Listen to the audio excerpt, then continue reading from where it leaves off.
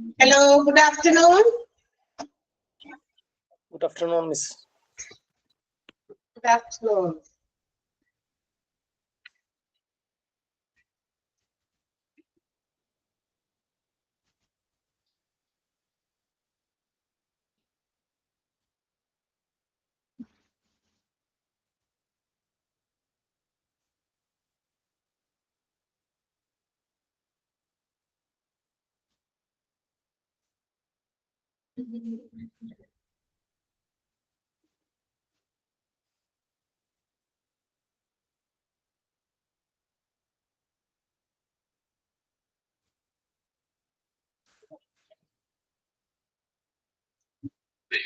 റെഡിയായോ എല്ലാവരും?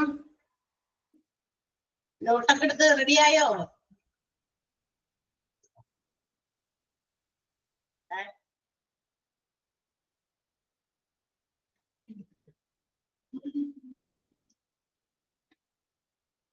റെഡി?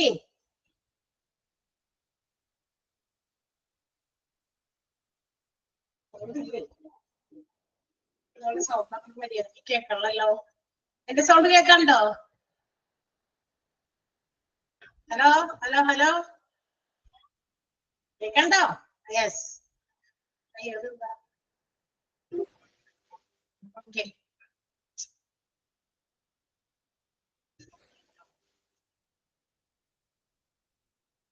അപ്പൊ നമുക്ക് ക്ലാസ്സിലേക്ക് കടക്കാം. എവിടെ വരെ കിട്ടുന്ന വല്ല ഓർമ്മയുണ്ടോ? പറഞ്ഞ ആരെങ്കിലും വേഗം ഒന്ന് പറഞ്ഞേ. ഒന്ന് സൗണ്ട് അൺമ്യൂട്ട് ചെയ്തിട്ടൊന്ന് പറയോ. നിങ്ങളുടെ സൗണ്ട് ഒന്ന് കേക്കട്ടെ. അറിയാൻ പാടില്ലെന്ന് തോന്നുന്നു എവിടെ വരെ എടുത്തു തോന്നുന്നു. അതുകൊണ്ടായിരിക്കും ഉണ്ടാകുന്നത്. വർക്കിംഗ് കണ്ടീഷൻസ് ആണ് നമ്മൾ പറഞ്ഞുകൊണ്ടിരുന്നത് അല്ലെ. അതായത് നമ്മളുടെ ഗ്രീവൻസുകളുടെ സോഴ്സസ് എവിടെ നിന്നൊക്കെയാണ്, ഏതൊക്കെ രൂപത്തിൽ അല്ലെങ്കിൽ എവിടെ നിന്നൊക്കെയാണ് ഈ ഗ്രീവൻസുകൾ ഉണ്ടാകാൻ സാധ്യതകളുള്ളത്, അതിന്റെ ഉറവിടങ്ങളാണ് നമ്മൾ പറഞ്ഞുകൊണ്ടിരുന്നത്. അതിൽ നമ്മൾ പറഞ്ഞത് മാനേജ്മെന്റിന്റെ ഭാഗത്തുണ്ടാകുന്ന ചില പോരായ്മകൾ കൊണ്ട്, മാനേജ്മെന്റ് പ്രാക്ടീസസ് കൊണ്ട്, മാനേജ്മെന്റ് കൊണ്ടുവരുന്ന ചില നടപടികളായിരിക്കാം, ചിലപ്പോൾ അവർ അനുവർത്തിച്ചു വരുന്ന ചില രീതികളായിരിക്കാം. അപ്പൊ മാനേജ്മെന്റിന്റെ ചില രീതികള് ഗ്രീവൻസിന് കാരണമാകാം.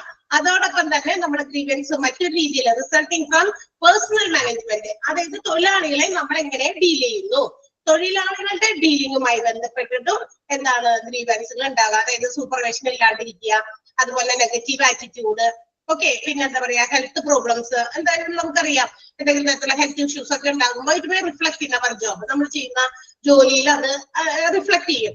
ചിലപ്പോ അങ്ങനെയുള്ള ആളുകൾക്ക് ചിലപ്പോ എന്താ പറയാ വയ്യായെങ്കിലും നമ്മൾ ജോലിക്ക് വന്നു, പക്ഷെ അത് നമ്മൾ ജോലി ചെയ്തുകൊണ്ടിരിക്കുന്നതിന്റെ ഇടയ്ക്ക് നമുക്ക് എന്തെങ്കിലും തരത്തിലുള്ള പ്രശ്നങ്ങളോ ബുദ്ധിമുട്ടുകളൊക്കെ വരുമ്പോ അവര് ഒത്തിരി ടെൻസ്ഡ് ആകും. ആൻഡ് ആ ടെൻഷൻസ് അത് മാനേജ്മെന്റോ അല്ലെങ്കിൽ മറ്റ് അതുമായി ബന്ധപ്പെട്ട ആളുകളോ അത് മനസ്സിലാക്കുന്നില്ല എങ്കിൽ it will be a part of grievance from the എംപ്ലോയീസിന് തീർച്ചയായിട്ടും അതുകൊണ്ട് പലതരത്തിലുള്ള ബുദ്ധിമുട്ടുകൾ നേരിടും അല്ലെ. അവർ വിചാരിക്കുമല്ലോ അല്ല, ബാക്കിയുള്ള ദിവസങ്ങളിലൊക്കെ നമ്മൾ കറക്റ്റ് ആയിട്ട് എല്ലാ കാര്യം ചെയ്യുന്നു, പക്ഷെ ഇങ്ങനെ ഒരു പ്രശ്നം അല്ലെങ്കിൽ ഒരു ഹെൽത്ത് ഇഷ്യൂ ഉള്ളത് കൊണ്ട് എന്റെ ഭാഗത്തുനിന്ന് ചിലപ്പോൾ എന്തെങ്കിലും തരത്തിലുള്ള ചെറിയ മൈന്യൂട്ട് ആയിട്ടുള്ള ഒരു പോരായ്മകളൊക്കെ വന്നു, പക്ഷെ അത് അവർ മനസ്സിലാക്കിയില്ല. ഓക്കെ, അപ്പൊ അങ്ങനെ എംപ്ലോയീസിനെ പെട്ടെന്ന് അത് റിഫ്ലക്ട് ചെയ്യും അവരിലേക്ക്.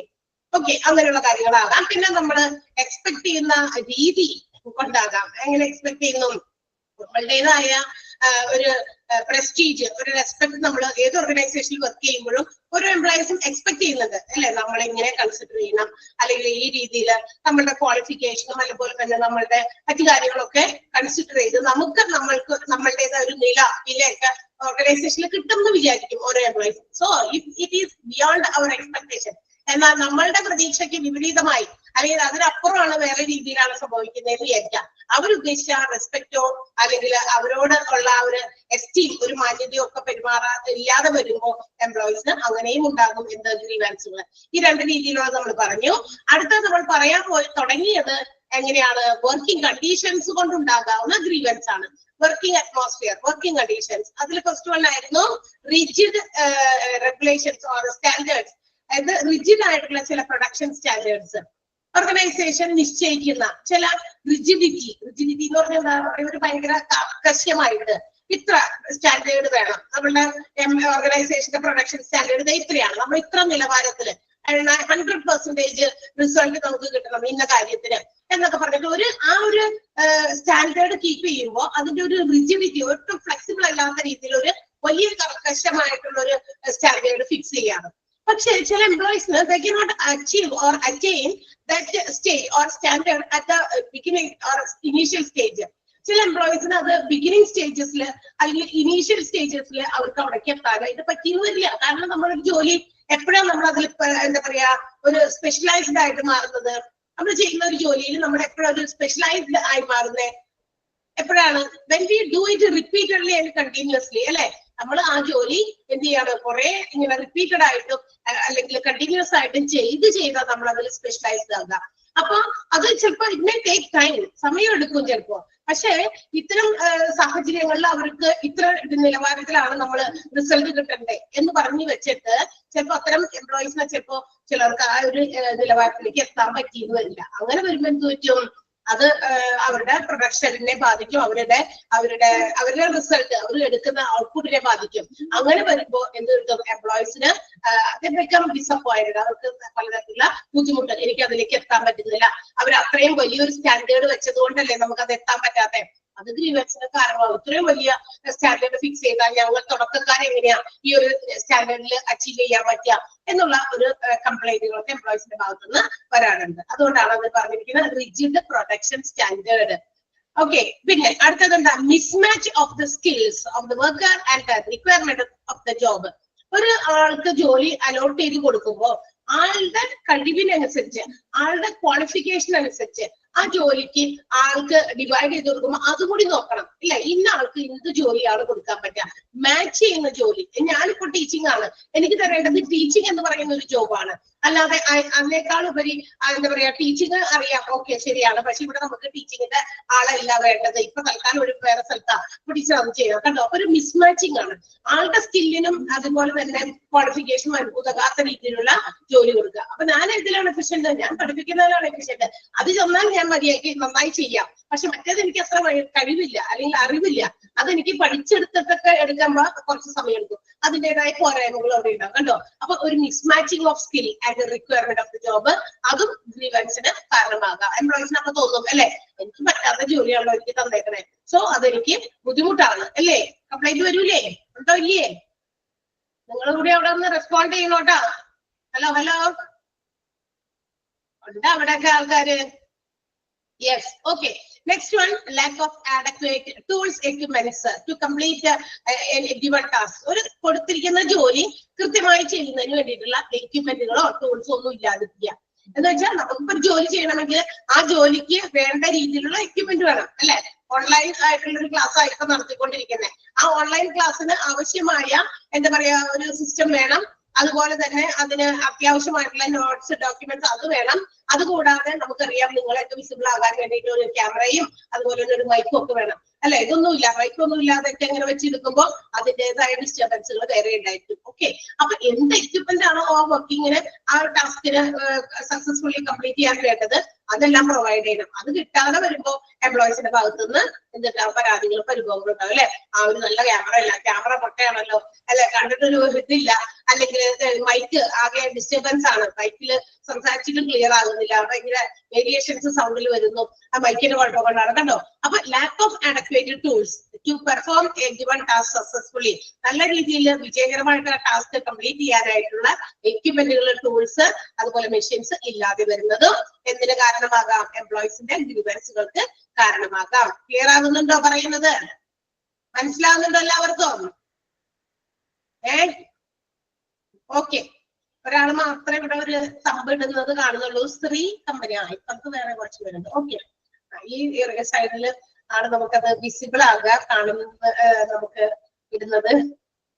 Okay, yes, keep it up. Shri ഒന്ന് അവിടെ ഒരു തമ്പ് ഇട്ടേക്കുക. ശ്രീക്ക് മനസ്സിലായാൽ ഞാൻ വിചാരിക്കും എല്ലാവർക്കും മനസ്സിലായിരുന്നു. കാരണം ശ്രീ ആണല്ലോ ഇങ്ങനെ ഒരു തമ്പിടുന്നത്. ആ ശ്രീ കമ്പനി എന്ന് എഴുതിയിരിക്കുന്ന ആ ഒരു ഐഡന്റിറ്റിയിലുള്ള ആളുടെ പേര് പറഞ്ഞു എന്നാണ് കേട്ടോ. അവിടെ ആരിയിരിക്കുന്നവരാണെങ്കിലും വെൽ ഡൺ. ഓക്കെ, അല്ലാത്തവർക്കും മനസ്സിലാകേണ്ടെന്ന് ഞാനിവിടെ റെപ്രസെന്റേറ്റീവ് ആയിട്ട് ആളെ മനസ്സിലാക്കുകയാണ്. ഇപ്പൊ അല്ലാത്തവര് മനസ്സിലായില്ലെങ്കിൽ നിങ്ങൾ പറയണം ശ്രീയുടെ കാര്യം പറഞ്ഞു, അപ്പൊ ബാക്കിയുള്ളവർക്ക് ഓക്കെ ആണ് എന്ന് ഞാനും പറഞ്ഞ് അങ്ങോട്ട് പോകും. Okay, yes. അടുത്ത എന്താ? Changing in working hours techniques. ഇനി എന്താണെന്നറിയാമോ? ഇനിയും പരാതികൾ വരാൻ സാധ്യതയുള്ളത് ചില വർക്കിംഗ് അവേഴ്സിൽ ഉണ്ടാകുന്ന ഇടയ്ക്കിടയ്ക്ക് ഉണ്ടാകുന്ന മാറ്റങ്ങൾ.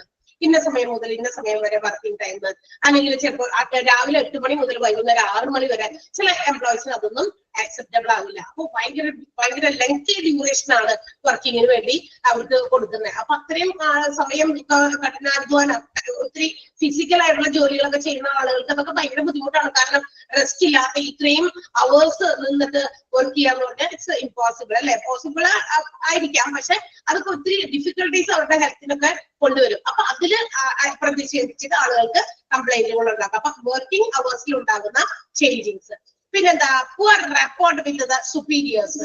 ഇനി ഈ സുപ്പീരിയേഴ്സുമായിട്ട് കൃത്യമായ രീതിയിൽ പല കാര്യങ്ങളും റിപ്പോർട്ട് ചെയ്യാത്തത് എന്ന് വെച്ചാൽ ഈ സുപ്പീരിയേഴ്സ് ആയിരിക്കും എംപ്ലോയീസിനെയൊക്കെ സൂപ്പർവൈസ് ചെയ്യണം.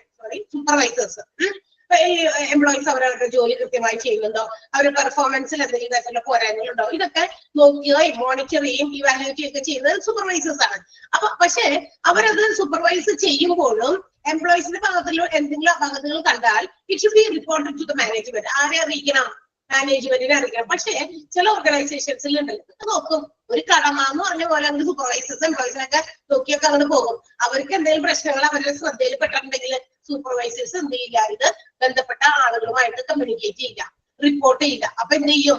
അതങ്ങനെ കിടക്കും. സൂപ്പർവൈസേഴ്സ് നല്ല രീതിയിൽ അവരുടെ ജോലി ചെയ്യാതെ ജോലി ചെയ്യാന്ന് പറഞ്ഞാൽ ഇങ്ങനെ സൂപ്പർവൈസ് ചെയ്യുമ്പോൾ അവിടെ എംപ്ലോയീസിന്റെ ഭാഗത്ത് എന്തെങ്കിലും പ്രശ്നങ്ങൾ, ബുദ്ധിമുട്ടുകൾ, അവരുടെ വർക്കിങ്ങിൽ എന്തെങ്കിലും പോരായ്മകളൊക്കെ ഉണ്ടെങ്കിൽ അത് കൃത്യമായിട്ട് കൺസേൺഡ് പേഴ്സൺസിനെ അറിയിക്കണം.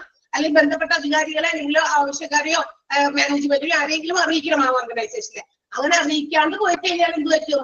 ചിലപ്പോൾ നമുക്ക് ചെറുതിലെ അല്ലെങ്കിൽ ചെറിയ ചെറിയ ഗ്രീവാൻസുകളായിരുന്നപ്പോ നമുക്ക് അതിനെ ഹാൻഡിൽ ചെയ്യാൻ പറ്റുന്നതായിട്ടില്ല. ചിലപ്പോൾ ആ ഇഷ്യൂ അങ്ങോട്ട് വലുതായി കഴിയുമ്പോൾ. അപ്പൊ അതങ്ങനെ അതിന്റെ നേരെ കടകടയ്ക്കുന്ന ചില സൂപ്പർവൈസേഴ്സും ഉണ്ട്. അപ്പൊ ആ ക്ലിയർ ആയിട്ടുള്ള റിപ്പോർട്ട് അവിടെ എത്തിക്കാത്തത് കൊണ്ടും കംപ്ലൈന്റുകൾ, ഗ്രീവൻസുകൾ ആർക്കുണ്ടാകാം? എംപ്ലോയീസിന് ഉണ്ടാകാൻ സാധ്യതയുണ്ട്. ഓക്കെ, ക്ലിയർ ആണല്ലോ? Bad conditions of work place. ഇനി നമ്മുടെ വർക്ക് നടക്കുന്ന സ്ഥലം, ജോലി സ്ഥാപനത്തില് അത്യാവശ്യം അല്ലെങ്കിൽ അത്യന്താപേക്ഷിതമായി നമുക്ക് നടത്തേണ്ട കുറെ കാര്യങ്ങളൊക്കെ ഉണ്ട്. അതിന്റെ എന്താ പറയാ പുവർ കണ്ടീഷൻസ് അത് ശരിയായ രീതിയിൽ ഉള്ളതല്ല. ഇപ്പൊ ഉദാഹരണത്തിന് അവർ പറയുന്നുണ്ട് ലൈക്ക് അൺഅവൈലബിലിറ്റി ഓഫ് വാട്ടർ. ആവശ്യത്തിന് വെള്ളമില്ല. കുടിവെള്ളം ആയിക്കോട്ടെ, മറ്റേതെങ്കിലും പർപ്പസിനായിക്കോട്ടെ, വെള്ളം ആവശ്യത്തിന് വെള്ളം ലഭ്യമല്ലാത്ത ഒരു സ്ഥലത്താണ് ഇപ്പൊ അവരെ കൊണ്ട് ജോലി ചെയ്യിപ്പിക്കുക. അല്ലെങ്കിൽ ഡാമേജ് വർക്ക് സ്റ്റേഷൻസ്, ജോലി ചെയ്യുന്ന സ്ഥലത്ത് അവിടെ ആകെ പൊട്ടിപ്പൊളിഞ്ഞതോ അല്ലെങ്കിൽ ഡാമേജ് ആയിട്ട് ഒത്തിരി നഷ്ടങ്ങളൊക്കെ വന്നേക്കുന്ന സ്ഥലത്ത് അല്ലെ, ക്ലിയർ ആയിട്ടുള്ള ചിലപ്പോൾ നമ്മുടെ ഇലക്ട്രിക് വർക്കുകളൊക്കെ ഡാമേജ് ചെയ്തെടുക്കുന്നതാകാം.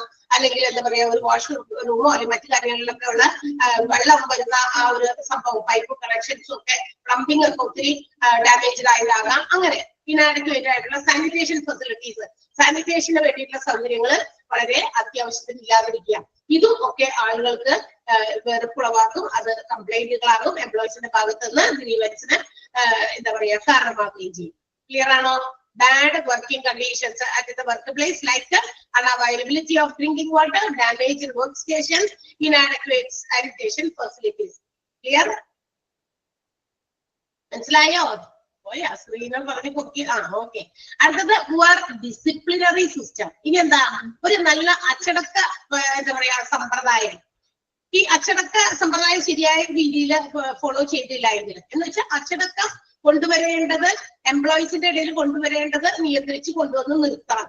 അല്ലെങ്കിൽ എന്താ അങ്ങനെ ലൂസായി കൊടുത്തു കഴിഞ്ഞാൽ, മാനേജ്മെന്റ് ലൂസായി കഴിഞ്ഞാൽ എംപ്ലോയീസ് ഒക്കെ തോന്നിയെടുത്ത് വരും, തോന്നിയെടുത്ത് പോകും. നമ്മുടെ ഡ്യൂട്ടി ടൈമിലാണെങ്കിലും വെറുതെ അങ്ങോട്ട് ഇങ്ങോട്ടൊക്കെ കറങ്ങി നടക്കും. ഉള്ളിൽ തന്നെ ആണെങ്കിലും എല്ലായിടത്തൊക്കെ ആളുകളുടെ വിശേഷം കഴിച്ചോ, കുറെ പോയിരുന്നു അവിടെ ഇരുന്ന് എന്തെങ്കിലുമൊക്കെ തലേദിവസം കാര്യങ്ങൾ സംസാരിച്ചോ, സമയം കളയാൻ സാധ്യതയുണ്ട് അല്ലെ? അവിടെ നമുക്കറിയാം ഒരു സ്ഥലത്ത് നമുക്ക് ജോലി കിട്ടിക്കഴിഞ്ഞാൽ 1-2 ദിവസം കൊണ്ട് നമ്മൾ നല്ല ഫ്രണ്ട്സിനെയൊക്കെ അവിടെ ക്രിയേറ്റ് ചെയ്യും. പിന്നെ നമുക്ക് എന്തുണ്ടാകും? പലതും ഷെയർ ചെയ്യാനൊക്കെ ഉണ്ടാകുമല്ലേ? അപ്പൊ ആ ഷെയറിംഗ് ഒക്കെ നടക്കുക, ഇങ്ങനെയൊക്കെയുള്ള കാര്യങ്ങൾ. അപ്പൊ അങ്ങനെ അച്ചടക്കം ഇല്ലാതെ പക്ഷെ ആ ഒരു സമയത്തിൽ സിസ്റ്റത്തിനുള്ളിൽ നമ്മൾ ഓർഗനൈസേഷൻ അകത്ത് ജോലി ടൈമില്, ഡ്യൂട്ടി ടൈമില് കൃത്യമായിട്ട് അവരുടെ ജോലികൾ ചെയ്യാനും മറ്റുമൊക്കെ അവര് ശ്രമിക്കുക. അങ്ങനെയുള്ള ഒരു അച്ചടക്കമൊക്കെ കൊണ്ടുവരണം. പക്ഷെ ഈ അച്ചടക്കം അതിന് കടന്നതും ആകാൻ പാടില്ല.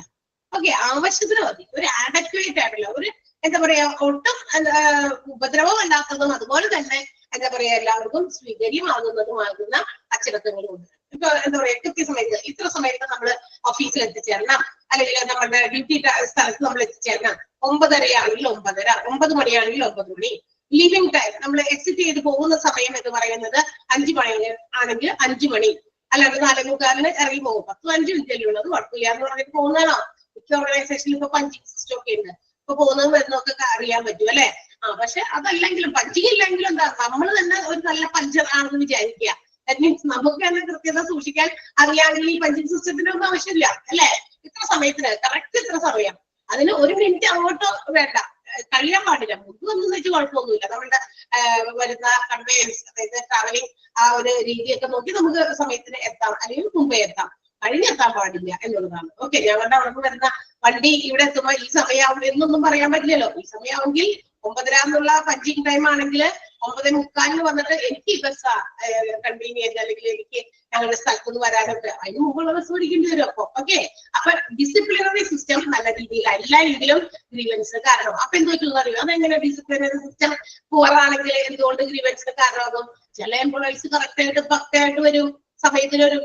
ഒരു 1, 2, 3 പേര് സമയം തെറ്റിച്ചു വരും, കുറെ വൈകി വരും. അപ്പൊ നമ്മൾ വിചാരിക്കുമോ അവർക്ക് എന്താ, അവര് ഒരേപോലെ ഇവിടുത്തെ എംപ്ലോയീസ് ആണ്, സോ അവർക്ക് എന്തെങ്കിലും കുഴപ്പമുണ്ടോ? അവരെന്തുകൊണ്ട് നേരം വൈകി വരുന്നു?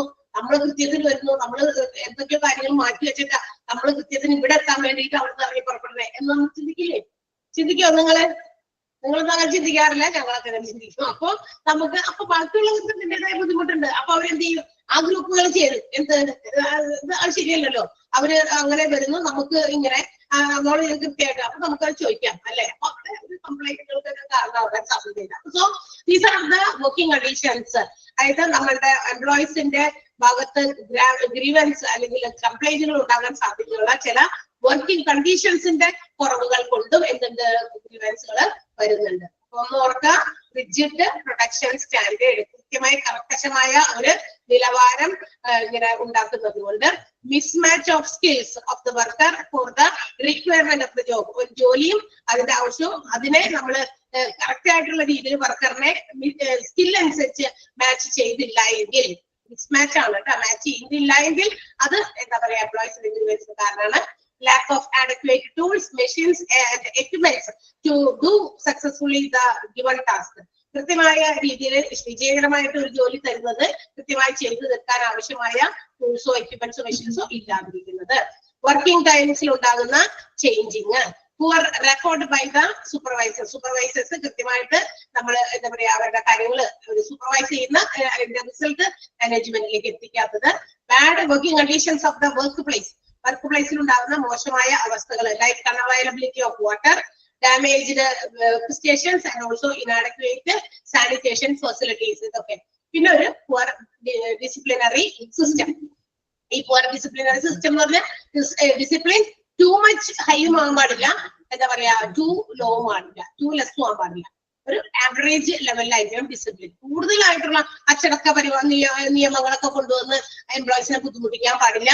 അതേസമയം തീരെ അയഞ്ഞു കൊടുത്ത് ചെയ്യാനും പാടില്ല. അത്രേ ഉള്ളൂ. മനസ്സിലായോ? Working conditions. അപ്പൊ ഈ സോഴ്സസ് ഓഫ് ഗ്രീവൻസുകൾ 3 ഇമ്പോർട്ടന്റ് ആണ്. 3 രീതിയിലാണ് ഗ്രീവൻസിന്റെ സോഴ്സ് വരുന്ന. മാനേജ്മെന്റ് പ്രാക്ടീസ് കൊണ്ട്, പിന്നെ നമ്മളുടെ പേഴ്സണൽ മാനേജ്മെന്റിന്റെ ആ ഒരു റിസൾട്ട് അതുകൊണ്ടുണ്ടാകുന്ന ഗ്രീവൻസ്, പിന്നെ വർക്കിംഗ് കണ്ടീഷൻസ്. ഇതിൽ ഓരോന്നിനും പെടുന്നത് ഏതാണെന്നൊക്കെ ചോദിക്കാൻ വരാൻ സാധ്യതയുണ്ട് കേട്ടോ. അപ്പൊ which are the sources of grievance resulting from personal management എന്ന് ചോദിച്ചിട്ട് ആ ബോൾഡ് ആയിട്ട് എഴുതിയിരിക്കുന്ന പോയിന്റുകൾ തരാൻ സാധ്യതയുണ്ട്. മനസ്സിലായോ? Negative attitude of employee, health problems, impractical expectation എന്നൊക്കെ. ഇനി അതുപോലെ തന്നെ വർക്കിംഗ് കണ്ടീഷൻസ് കൊണ്ട് ഉണ്ടാകാവുന്ന ഗ്രീവൻസുകൾ താഴെ പറയുന്നതിൽ ഏതൊക്കെയാണ്? അപ്പൊ ഈ പറഞ്ഞതിൽ ഏതെങ്കിലുമൊക്കെ പോയിന്റുകൾ ഉൾപ്പെടുത്തി ചോദിക്കും. ക്ലിയർ ആയല്ലോ? So moving to the next. അടുത്തത് നമ്മൾ പറയാൻ പോകുന്നത് ഇഫക്ട്സ് ഓഫ് ഗ്രീവൻസ് ആണ്. ഈ ഗ്രീവൻസിന്റെ ഫലം എന്താണ്? പ്രതിഫലം അല്ലെങ്കിൽ അതിന്റെ ഇഫക്റ്റ് എന്താ പറയാ, ഫലനം. എന്താണ് ഗ്രീവൻസ് കൊണ്ട് ഉണ്ടാകുന്ന പ്രതിഫലനങ്ങൾ? അല്ലെങ്കിൽ ഗ്രീവൻസ് ഉണ്ടാക്കുന്ന ചില നല്ലതോ ചീത്തയായിട്ടുള്ള എന്തെങ്കിലും കാര്യങ്ങളൊക്കെ ഉണ്ടോ? നമുക്ക് നോക്കാം. ഈ ഗ്രീവൻസ് പ്രധാനമായും എഫക്ട് ചെയ്യുന്നത്, നേരത്തെ നമ്മൾ എന്താ പറയാ ഗ്രീവൻസ് ഉണ്ടാകുന്ന സ്രോതസ് പറഞ്ഞു, മാനേജേഴ്സിന്റെ പ്രാക്ടീസ് കൊണ്ട്, പിന്നെ പേഴ്സണൽ മാനേജ്മെന്റിന്റെ പ്രാക്ടീസ് കൊണ്ട്, അതുപോലെ തന്നെ വർക്കിംഗ് കണ്ടീഷൻസിൽ ഉണ്ടാകുന്ന ബുദ്ധിമുട്ടുകൾ കൊണ്ട്. ഓക്കെ, ഇതുപോലെ തന്നെ നമ്മുടെ ഗ്രീവൻസിനെ ഇഫക്ട് ചെയ്യുന്നത് എന്തിനെയൊക്കെയാണെന്ന് അറിയാമോ? ഒരു ഓർഗനൈസേഷനിലെ പ്രൊഡക്ഷനെ ബാധിക്കും, അവിടുത്തെ എംപ്ലോയീസിനെ ബാധിക്കും, ആൻഡ് മാനേജേഴ്സിനെ ബാധിക്കും. എങ്ങനെയാണ് ഗ്രീവൻസ് ഈ 3 ഗ്രൂപ്പുകളെ അല്ലെങ്കിൽ ഈ 3 കൂട്ടങ്ങളെ ബാധിക്കുന്നത്? ഗ്രീവൻസ് ഇവരെ എല്ലാവരെയും എഫക്ട് ചെയ്യും.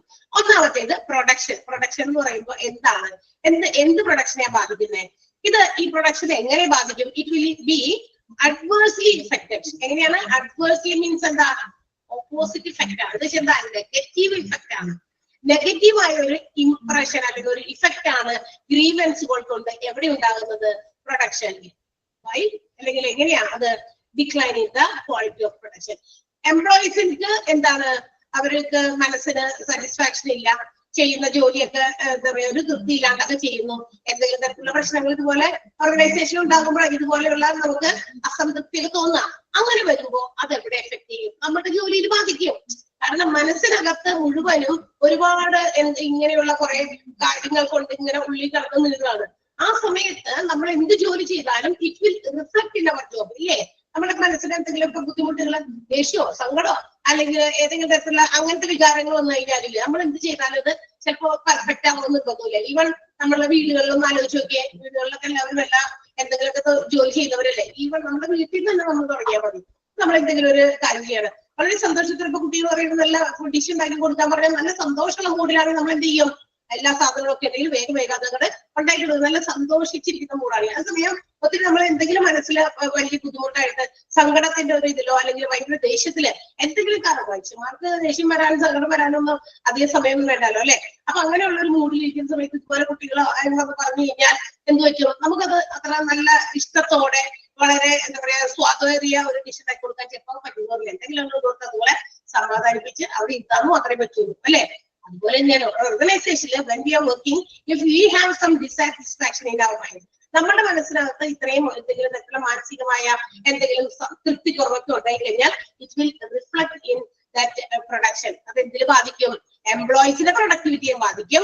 ആസ് എ റിസൾട്ട് ഓർഗനൈസേഷന്റെ പ്രൊഡക്ടിവിറ്റിയെ ബാധിക്കും. ഓർഗനൈസേഷന്റെ ഉത്പാദനക്ഷമത കുറയും. എന്ന് വെച്ചാൽ എന്താ? എംപ്ലോയീസ് നല്ല രീതിയിൽ ജോലി ചെയ്താലല്ലേ നല്ലൊരു റിസൾട്ട് ആ ഓർഗനൈസേഷനിൽ ഉണ്ടാവുള്ളൂ അല്ലെ? ജോലിക്കാര് വളരെ എഫിഷ്യന്റ് ആയിരിക്കണം, സ്കിൽഡ് ആയിരിക്കണം, പെട്ടെന്ന് നല്ല സ്മാർട്ട് ആൻഡ് എനർജറ്റിക് ആയിട്ട് ജോലി ചെയ്യണം. അപ്പൊ എന്ത് പറ്റും? ആ ജോലിയുടെ ഔട്ട്പുട്ട് റിസൾട്ട് എന്തായിരിക്കും? പോസിറ്റീവ് ആയിരിക്കും. നല്ലൊരു റിസൾട്ട് കിട്ടും. ആ നല്ല റിസൾട്ട് എന്തിലേക്ക് നയിക്കും? ഓർഗനൈസേഷന്റെ ഡെവലപ്മെന്റിലേക്ക്, പ്രൊഡക്ടിവിറ്റിയിലേക്ക് നയിക്കും അല്ലെ? അതേസമയം ഇത് ഇല്ലാണ്ടാവുമ്പോൾ എന്ത് പറ്റും? ഇത് രണ്ടും ഇല്ലാണ്ടാവും. എംപ്ലോയീസിന്റെ പ്രൊഡക്ടിവിറ്റി കുറയും. ആസ് എ റിസൾട്ട് ഓർഗനൈസേഷന്റെ പ്രൊഡക്ടിവിറ്റിയും കുറയും. ആ രണ്ട് പോയിന്റ് മനസ്സിലായോ? decline in production, decline in the quality of employees productivity. എംപ്ലോയീസിന്റെ പ്രൊഡക്ടിവിറ്റി കുറയും. അതിന് ഫലമായിട്ട് ഓർഗനൈസേഷന്റെ മൊത്തത്തിലുള്ള പ്രൊഡക്ടിവിറ്റി കുറയും. എംപ്ലോയീസ് ജോലി ചെയ്താൽ ആ ഓർഗനൈസേഷന്റെ വളർച്ചയ്ക്കും വികസനത്തിനും കാരണമാകുള്ളൂ.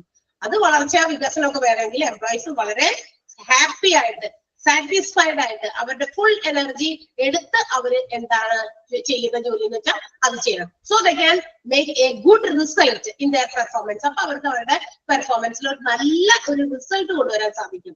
അപ്പൊ എന്ത് പറ്റും?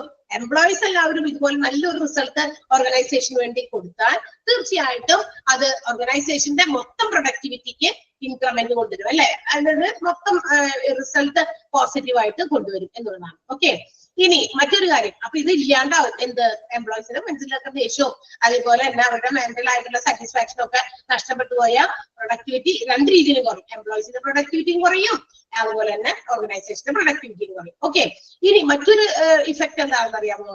അതായത് പ്രൊഡക്ഷന്റെ മറ്റൊരു ഇഫക്റ്റ് എന്ന് പറയുന്നത് ഇൻക്രീസ് ഇൻ വേസ്റ്റേജ്. അതായത് ഉപയോഗിക്കുന്ന സാധനങ്ങളൊക്കെ കൃത്യമായിട്ട് ഉപയോഗിക്കില്ല, കെയർലെസ് ആയിട്ട് ഉപയോഗിക്കില്ല. അപ്പൊ എന്ത് പറ്റും? ഒരുപാട് വേസ്റ്റ് ഒക്കെ. മനസ്സിലായ? വേസ്റ്റ് എന്തെങ്കിലും ഒരു സാധനം പ്രൊഡ്യൂസ് ചെയ്യാൻ കൊടുത്തേക്കാണ്, മനസ്സിന് അത്ര അധികം സംതൃപ്തി ഒന്നും ഇല്ലാണ്ടാണ് എംപ്ലോയീസ് ജോലി ചെയ്യുന്നത്. അപ്പൊ എന്ത് ചെയ്യും? അവർ ഉപയോഗിക്കുന്ന മെറ്റീരിയൽസ്, ഇപ്പൊ റോ മെറ്റീരിയൽസ് ഒക്കെ കൊടുത്തിട്ട് എന്തെങ്കിലും ഗുഡ്സ് ഉണ്ടാക്കി മാറ്റാൻ പറയാണ്. അപ്പൊ എന്ത് ചെയ്യും? അവര് തോന്നിയ പോലെയൊക്കെ. കാരണം വെറുപ്പും വിദ്വേഷം, സങ്കടം, അങ്ങനെ കുറെ വികാരങ്ങൾ ഇങ്ങനെ മനസ്സിൽ കിടക്കാണല്ലോ. അപ്പൊ അത് നമ്മുടെ ജോലിയിൽ റിഫ്ലക്ട് ചെയ്യുമെന്ന് ഞാൻ നേരത്തെ പറഞ്ഞില്ലേ? തീർച്ചയായിട്ടും ചെയ്യും, അങ്ങനെ റിഫ്ലക്ട് ചെയ്യും. അപ്പൊ നമ്മൾ എടുക്കുന്ന അലക്ഷ്യമായിട്ടൊക്കെ നമ്മൾ ആ മെറ്റീരിയൽസ് ഒക്കെ ഉപയോഗിക്കും. അപ്പൊ അതിനകത്ത് എന്ത് വരും? ബ്രേക്കേജ് വരും, സ്പോയിലേജ് വരും, ലീക്കേജ് വരും. കണ്ടോ?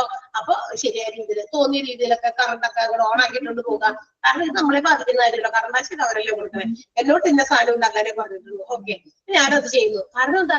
അല്ല എങ്കിൽ നമ്മൾ പെർഫെക്റ്റ് ആണ് എങ്കിൽ ഇതെല്ലാം നമ്മൾ എല്ലാ രീതിയിൽ നോക്കും. ഓ, ഇത് നഷ്ടം, ഇങ്ങനെയുള്ള പവർ ഇങ്ങനെ കൂടുതൽ അമിതമായി ഉപയോഗിച്ചാൽ അത് എന്താണ് നമ്മുടെ ഓർഗനൈസേഷനെ ബാധിക്കും. ആ ഓർഗനൈസേഷൻ കൂടുതൽ പവറിന് വേണ്ടിയിട്ട് കറണ്ടിന് വേണ്ടി കാശ് കൊടുക്കേണ്ടി വരും. അപ്പൊ അത് വന്നാൽ അത് എന്റെയും കൂടി ഒരു നഷ്ടമാണ് എന്ന് മനസ്സിലാക്കി അതൊക്കെ കൃത്യമായിട്ട് മാനേജ് ചെയ്യും എംപ്ലോയീസ്. പക്ഷെ അത് എപ്പോഴാ നല്ല രീതിയിലായിരിക്കണം.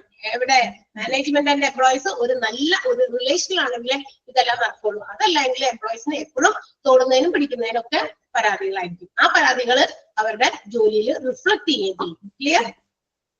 മനസ്സിലായോ? Yes. And the last one, increasing production cost. പിന്നെ എന്ത് പറ്റും? പ്രൊഡക്ഷൻ കോസ്റ്റ് വർദ്ധിക്കും. എന്ന് വെച്ചാൽ എന്താ? ഉൽപാദനത്തിന് വേണ്ടി വരുന്ന ചെലവ് കൂടും. ഉൽപാദന ചെലവ് കൂടുന്ന പറഞ്ഞാൽ ഒരുപാട് എംപ്ലോയീസിനെ കൊണ്ടത് ജോലിയൊക്കെ കൊടുത്തു. അവർ ജോലി ചെയ്തുകൊണ്ടിരിക്കുമ്പോൾ അതിന്റെ ഇടയ്ക്ക് അവർക്ക് പലതരത്തിലുള്ള കംപ്ലൈന്റുകൾ, ഗ്രീവൻസുകൾ മനസ്സിലുണ്ട്.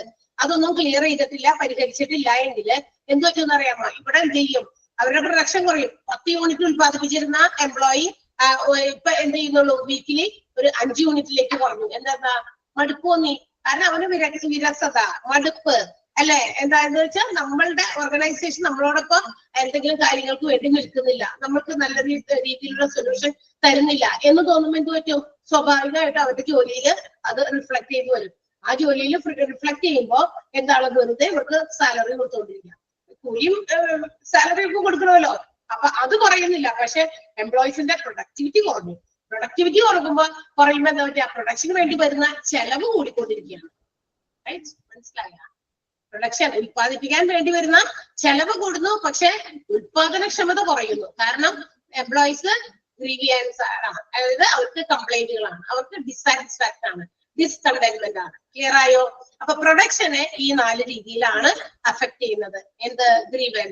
ഗ്രീവൻസിന്റെ എഫക്ട് ഓൺ പ്രൊഡക്ഷൻ. പ്രൊഡക്ഷനിലുള്ള എഫക്റ്റ് ആണ് നമ്മളിപ്പോ കണ്ടത്. ഏതൊക്കെയാണ്? Decline in quality of production, decline in quality of employees productivity, increase in wastage of material, spoilage of material, leakage of machinery, അങ്ങനെയൊക്കെ. Okay, and increasing production cost. Clear ആയി? 4 point മനസ്സിലായല്ലോ? Yes. അടുത്തത് ഇനി grievance എങ്ങനെയാണ് എംപ്ലോയീസിനെ affect ചെയ്യുന്നത്? എംപ്ലോയീസിന്റെ grievances it is unnoticed, നമ്മൾ ശ്രദ്ധിക്കപ്പെടാതെ പോയാൽ, അവർക്കുള്ള കംപ്ലൈന്റുകൾ, പരാതികളൊക്കെ നമ്മൾ ശ്രദ്ധിക്കാതെ ഇരുന്നാൽ what will happen? It will lead to increase in absenteeism and turn over rate. എന്ത് കൂടും? ആബ്സെന്റിസം കൂടും, ടേൺ ഓവർ റേറ്റ് കൂടും. എന്താ ആബ്സെന്റിസം? അതിന് വലിയ താല്പര്യമൊന്നുമില്ല. കാരണം ഓർഗനൈസേഷനിൽ നമ്മളുടെ എന്താ പറയുക, എംപ്ലോയീസിന് അവരുടേതായ ഒരു കാര്യങ്ങളും അവർക്ക് ഫേവർ ആയിട്ട് കിട്ടുന്നില്ല. എംപ്ലോയീസിന് മനസ്സിൽ മുഴുവനും മാനേജ്മെന്റിനോടും ഓർഗനൈസേഷനോടും ഒക്കെ ഉള്ള ദേഷ്യവും വിരോധമൊക്കെയാണ്. അപ്പൊ എന്ത് ചെയ്യും? ഇന്ന് പോണില്ല, അല്ല അന്ന് ലീവ് എടുക്കാം.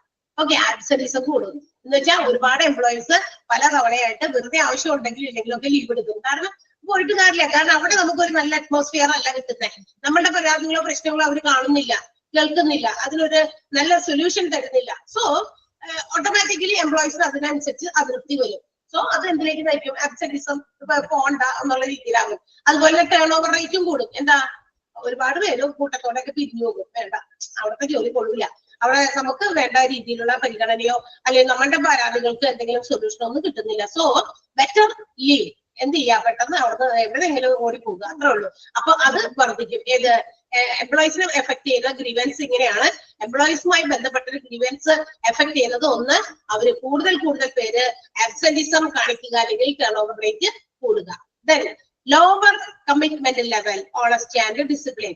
അച്ചടക്കം കുറയും, സത്യസന്ധത കുറയും, അതുപോലെ തന്നെ കമ്മിറ്റ്മെന്റ് എന്ന് വെച്ചാൽ ഇപ്പൊ ഞാൻ വർക്ക് ചെയ്യുന്ന എന്റെ ഓർഗനൈസേഷനിൽ എനിക്ക് ആ ഓർഗനൈസേഷനോട് ഒരു കമ്മിറ്റ്മെന്റ് ഉണ്ട്. ഞാൻ ചെയ്യുന്ന ജോലി അവനവന്റെ ജോലി ചെയ്തു പോകുന്നത് മാത്രമല്ല, അല്ലെ, എനിക്ക് തന്നേക്കുന്ന ജോലി ഞാൻ കൃത്യത അത് ചെയ്യുന്നുണ്ട്, ഓക്കെ, അത്രയും മതി. അല്ല, നമ്മൾ വർക്ക് ചെയ്യുന്ന ആ ഒരു ഓർഗനൈസേഷനിൽ നമുക്ക് നമ്മളുടെ ഓർഗനൈസേഷനോട് ഒരു കമ്മിറ്റ്മെന്റ് ഉണ്ട്. ഞാൻ ചെയ്യുന്ന ജോലിയേക്കാളും അതിനും അപ്പുറം നമ്മുടെ ജോലി ചെയ്യുന്ന ഒരു ഓർഗനൈസേഷൻ. കാരണം നമുക്ക് എന്താ പറയാ, അന്നം വായിക്കാനുള്ള ഒരു വഴി, ഒരു മാർഗമാണ് നമ്മൾക്ക് ജോലി ചെയ്യുന്ന സ്ഥാപനം. തീർച്ചയായിട്ടും അപ്പൊ അവിടെ നമുക്ക് എന്തുണ്ട്, അതുകൊണ്ട് ഒരു കമ്മിറ്റ്മെന്റ് ഉണ്ട് അല്ലെ.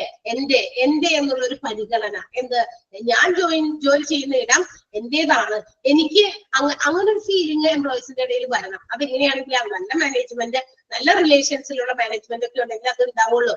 അതല്ലെങ്കിൽ എന്ത് ചെയ്യും, നമുക്ക് നമ്മുടെ വഴി കഴിഞ്ഞ് പോകാം. എന്തായാലും നമ്മൾ ഭാരിച്ച കാര്യം അന്വേഷിക്കണം, ആവശ്യമില്ലാത്ത കാര്യങ്ങളൊന്നും തലവെച്ച് കൊടുക്കണ്ട, അവനവന്റെ കാര്യം ചെയ്ത് പോകാം. That's all. There is no commitment in that. അതിനകത്ത് കമ്മിറ്റ്മെന്റ് ഉണ്ടോ? അപ്പൊ നമുക്ക് അത്രയും അങ്ങോട്ട് ഓണസ്റ്റി കാണിക്കാൻ പറ്റുമോ? നമ്മുടെ സത്യസന്ധത നമുക്ക് പുലർത്താൻ പറ്റുമോ? പറ്റൂല. ആഗ്രഹം ഉണ്ടെങ്കിലും പറ്റില്ല. കാരണം എന്താ, ഇറ്റ്സ് ലൈക്ക് ദാറ്റ്. കാരണം എംപ്ലോയീസിന്റേതായിട്ടുള്ള ചില കാര്യങ്ങളുണ്ട്, അത് പരിഗണിക്കുന്നില്ല എങ്കിൽ, ചെറിയ പരിഗണനയെങ്കിലും അതിന് കിട്ടുന്നില്ല എങ്കിൽ തീർച്ചയായിട്ടും അത് അവിടെ കിടക്കും. അപ്പൊ അതുകൊണ്ട് അത് അവര് ഇങ്ങനെ റിഫ്ലക്ട് ചെയ്യും, അവരുടെ ഡിസിപ്ലിൻ കുറയും അല്ലെ. എന്തെങ്കിലും ചെയ്യുമ്പോൾ അത് കൃത്യമായിട്ട് സമയത്തിന് ചെയ്യുക, അതൊന്നും അവർ നോക്കില്ല. അതൊക്കെ ഇതുകൊണ്ടുണ്ടാകുന്ന, ഗ്രീവൻസ് കൊണ്ടുണ്ടാകുന്ന എംപ്ലോയീസിന്റെ ഭാഗത്തുണ്ടാകുന്ന ചില കാര്യങ്ങളാണ്. ക്ലിയർ ആണല്ലോ? 2 പോയിന്റ്. സെന്റൻസിന്റെ അർത്ഥം മനസ്സിലായില്ലെങ്കിൽ പറയണം. ഇൻക്രീസ് ചാൻസസ് ഓഫ് ആക്സിഡന്റ്, അശ്രദ്ധ, കെയർലെസ്നെസ് ഒക്കെ കൂടുതൽ ഓർഗനൈസേഷൻ ഉണ്ടാകും. അപ്പൊ എന്ത് പറ്റും, പല തരത്തിലുള്ള അപകടങ്ങൾക്ക് സാധ്യതയുണ്ട്. പല രീതിയിലും അപകടങ്ങളും ഉണ്ടാകാൻ സാധ്യതയുണ്ട്. അപകടങ്ങളുടെ എണ്ണം കൂടാൻ സാധ്യതയുണ്ട്. എന്ത്, ഗ്രീവൻസുകൾ, എംപ്ലോയീസിന്റെ ഗ്രീവൻസ് പരിഹരിച്ചില്ലെങ്കിൽ പലതരത്തിലുള്ള അപകട സാധ്യത, ചിലപ്പോ അവർ ചെയ്യുന്ന മെഷീൻസുമായിട്ടുണ്ടാകുന്ന അപകടമാകാം. കാരണം എപ്പോഴും കെയർലെസ് ആയിരിക്കും, ഡിസിപ്ലിൻ ഇല്ല, ഓക്കെ, കെയർലെസ് ആണ്. അപ്പൊ പലതരത്തിലുള്ള അപകടങ്ങളുണ്ട്. പിന്നെ തന്നെയല്ല, എംപ്ലോയീസ് തമ്മിൽ ഏതെങ്കിലും തരത്തിലുള്ള അങ്ങോട്ടും ഇങ്ങോട്ടൊക്കെ വാക്ക് തർക്കങ്ങളും ഒക്കെ ഉണ്ടാകാനൊക്കെ സാധ്യതയുണ്ട്. അപ്പൊ ഇത്തരം കാര്യങ്ങളൊക്കെ നയിക്കുന്നത് ഗ്രീവൻസിന് കാരണമാണ്. Okay. And low employee morale. Employee morale എന്ന് പറഞ്ഞാൽ എന്താ? മൊറൈൽ എന്ന് പറഞ്ഞു കഴിഞ്ഞാൽ it's a feeling of mind, മനസ്സിലുള്ള ഒരു തരം ഫീലിംഗ് ആണ് കേട്ടോ. ദാറ്റ് മീൻസ് ലൈക്ക് ഇൻതൂസിയാസം, അതായത് ഭയങ്കര അതിയായ സന്തോഷം. നമ്മളൊരു എംപ്ലോയി ജോലി ചെയ്യുമ്പോൾ വളരെ എന്താ പറയാ, ഇൻതൂസിയാസ്റ്റിക് ആയിട്ട്, വളരെ സന്തോഷത്തോടെ, വളരെ ഹോണസ്റ്റി ആയിട്ട്, വളരെ ഡിസിപ്ലിൻഡ് ആയിട്ട്, വളരെ റെസ്പെക്ട്ഫുൾ ആയിട്ടാണ് ജോലി ചെയ്യുന്നത് അല്ലെ. അത് സന്തോഷത്തോടെ ചെയ്യണം. ചെയ്യുന്ന ജോലി എന്താ പറയാ, കഷ്ടപ്പെട്ട് ചെയ്യാതെ ഇഷ്ടപ്പെട്ട് ചെയ്യണം. അങ്ങനെ കേട്ടോ. എവിടെയെങ്കിലും സൗണ്ട് കുറച്ചെടുത്തെ മ്യൂട്ട് ചെയ്തേക്കട്ടെ കേട്ടോ. എന്തോ സൗണ്ട് വന്ന്, സൗണ്ടിന് ഡിസ്റ്റർബൻസ് ഉണ്ടോ നിങ്ങൾക്ക്? പറയുന്നത് വ്യക്തമാണോ? യെസ്. അപ്പൊ ഇല്ലേ, നമ്മൾ എന്ത് ജോലി ചെയ്യുമ്പോഴും എങ്ങനെ ചെയ്യണം? ഇഷ്ടപ്പെട്ട് ചെയ്യണം. അത് ഉള്ളിന്ന് വരുന്ന ഒരു വികാരമാണ് അല്ലെ. നമുക്ക് ജോലികൾ എങ്ങനെ വേണമെങ്കിലും നമുക്ക് ചെയ്തു തീർക്കാം അല്ലെ. ഹാർഡ് വർക്കിംഗും ഉണ്ട്, സ്മാർട്ട് വർക്കും ഉണ്ട് അല്ലെ. നമ്മൾ സ്മാർട്ടായിട്ട് ചെയ്യണം, സന്തോഷത്തോടെ ചെയ്യണം, ഇഷ്ടപ്പെട്ട് ചെയ്യണം, കഷ്ടപ്പെട്ട് ചെയ്യാതെ. അപ്പൊ എന്താ, ഇഷ്ടപ്പെട്ട് ചെയ്യുമ്പോൾ എന്താ, നമ്മൾ കയ്യിൽ നിന്നിട്ട് നമ്മളുടേതായ മാക്സിമം എഫിഷ്യൻസി ഉപയോഗിച്ച് ചെയ്യും. മനസ്സിലായോ? നമ്മളത് കൃത്യമായിട്ട് പെർഫെക്റ്റ്നെസ് വേണം. എന്റെ ആ ഒരു ഞാൻ ചെയ്യുന്ന ജോലിയിൽ എന്റെ ഒരു കയ്യൊപ്പ് അവിടെ പതിയണം എന്നൊക്കെ ഒരു ചിന്തയോടുകൂടി എംപ്ലോയീസ് ജോലി ചെയ്യും. അത് എങ്ങനെ വരുമ്പോഴാ, വളരെ ഇഷ്ടത്തോടു കൂടി ചെയ്യുമ്പോഴത് വരുള്ളൂ. അല്ലാതെ ആ ജോലി അങ്ങനെ ചെയ്ത് കിട്ടിയാൽ പോരെ, ഓക്കെ ഇത് എങ്ങനെയെങ്കിലും ചെയ്താൽ മതി, ഓക്കെ, അങ്ങനെയുള്ള രീതിയിൽ അങ്ങനെയാകും. അത് എന്താ പറയാ, എംപ്ലോയീസിന്റെ ഗ്രീവൻസുകൾ അൺനോട്ടീസ്ഡ് ആണെങ്കിൽ, നോട്ടീസ് ചെയ്യാതെ വിട്ടാല് എംപ്ലോയീസ് സന്തോഷത്തോടെ ഒന്നും ഒരു ജോലി ചെയ്യില്ല. അവരുടെ മനസ്സിലെപ്പോഴും വെറുപ്പോടും കൂടി തന്നെയായിരിക്കും ജോലികൾ മുന്നോട്ട് കൊണ്ടുപോകുക. സോ ഈ രീതിയിലൊക്കെയാണ് എംപ്ലോയീസിന്റെ ഗ്രീവൻസ് എഫക്ട് ചെയ്യുന്നത്. അപ്പൊ എംപ്ലോയീസിന്റെ ഗ്രീവൻസിന്റെ എഫക്ട് ആണ് നമ്മൾ പറഞ്ഞത്. Increase in absenteeism and turn over, lower commitment level, honesty and discipline. മൂന്നാമത്തേത് increase in the chance of accidents. And നാലാമത്തേത് ലോ എംപ്ലോയി മൊറൈൽ. ക്ലിയർ ആയോ? പ്രൊഡക്ഷനെ ബാധിക്കുന്ന ഗ്രീവിയൻസ് കണ്ടു, എംപ്ലോയീസിനെയും ബാധിക്കുന്നത് ഗ്രീവിയൻസ് എങ്ങനെയാണെന്ന് നമ്മൾ കണ്ടു. ക്ലിയർ ആണല്ലോ? അടുത്തത് മാനേജേഴ്സിനെ എങ്ങനെ എഫക്ട് ചെയ്യും എന്നാണ് പറയാൻ പോണേ. ക്ലിയർ ആണോ? യെസ്. കമ്പ്യൂട്ടർ ആള് പോയില്ല. Yes, okay. ഇവിടെ വേറെ ആള് എടുത്തിട്ടുണ്ട്. ഓക്കെ, എന്താണ് അപ്പൊ ഈ മാനേജേഴ്സിനെ എങ്ങനെയാണ് ഈ നമ്മളുടെ ഗ്രീവൻസ് എഫക്ട് ചെയ്യുന്നത് നമുക്ക് നോക്കാം. നമുക്കറിയാം, ഒരു എന്താ പറയാ, മാനേജ്മെന്റും എംപ്ലോയീസും തമ്മിൽ ഒരു സുപ്പീരിയർ സബോർഡിനേറ്റ് ബന്ധമാണ് അല്ലെ, ഒരു റിലേഷൻ ആണ്. എന്ന് വെച്ചാൽ എന്താ, മാനേജ്മെന്റ് സുപ്പീരിയർ ആണ്. സുപ്പീരിയർ മീൻസ് നമ്മളുടെ ഒത്തിരി ഉയർന്ന നിലയിൽ നിൽക്കുന്ന ആളും ആളുടെ സബോർഡിനേറ്റ് എന്നുള്ളൊരു ബന്ധമാണ് നമ്മൾ അവിടെയുള്ള എംപ്ലോയീസും അല്ലെ. അപ്പൊ ഈ ഒരു ബന്ധമാണ് ഇത്. ഈ ബന്ധത്തെ നെഗറ്റീവായിട്ട് എഫക്ട് ചെയ്യും. എന്ന് വെച്ചാൽ എന്താ, ഗ്രീവൻസ് ഉണ്ടാകുമ്പോൾ മാനേജ്മെന്റ് എംപ്ലോയീസിന്റെ പ്രശ്നങ്ങൾ പരിഹരിച്ചില്ല എങ്കിൽ ആ ഒരു റിലേഷൻ, നല്ല രീതിയിലുള്ള അടുപ്പമില്ലാതെ അവിടെ ഒരു ഗ്യാപ്പ് വരും. ആ ബന്ധത്തിന് വിള്ളലും അത് നെഗറ്റീവ്ലി ഇഫക്ട് ചെയ്യും അല്ലെ. അത് ഗ്രീവൻസ് കൊണ്ടുണ്ടാകുന്നതാ.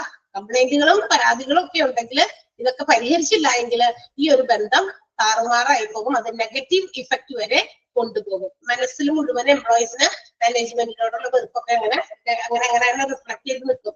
അടുത്തത് ഇൻക്രീസ് ഇൻ ഇൻഡിസിപ്ലിൻ കേസസ്. അത് മറ്റേ പറഞ്ഞ പോലെ തന്നെ ഇവിടെയും ഉണ്ട്. ഇൻഡിസിപ്ലിൻ കേസസ് കൂടും. മാനേജ്മെന്റിന് അങ്ങനെയുള്ള ഇൻഡിസിപ്ലിൻ ആയിട്ടുള്ള കേസസ് കൂടുതൽ ഫേസ് ചെയ്യേണ്ടി വരും.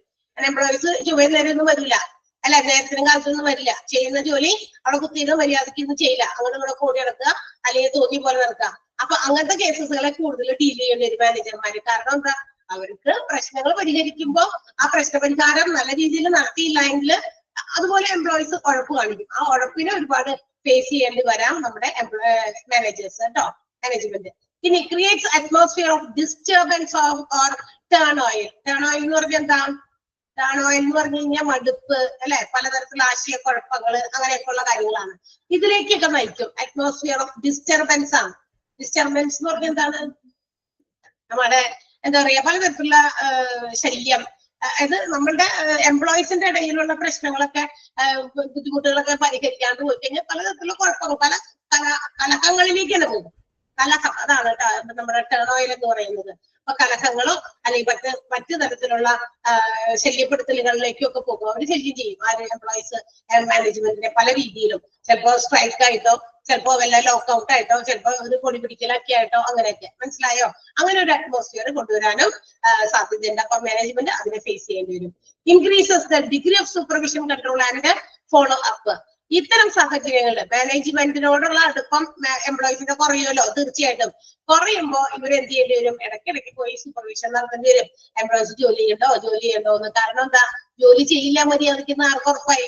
മാനേജ്മെന്റിന്. കാരണം എന്താ? അവരുടെ പ്രശ്നങ്ങള് പരിഹരിച്ചിട്ടില്ല. പ്രശ്ന പരിഹാരങ്ങൾ നടത്താതെ എംപ്ലോയീസ് നല്ല രീതിയിൽ വർക്ക് ചെയ്യില്ല എന്ന് മാനേജ്മെന്റിന് അറിയാം.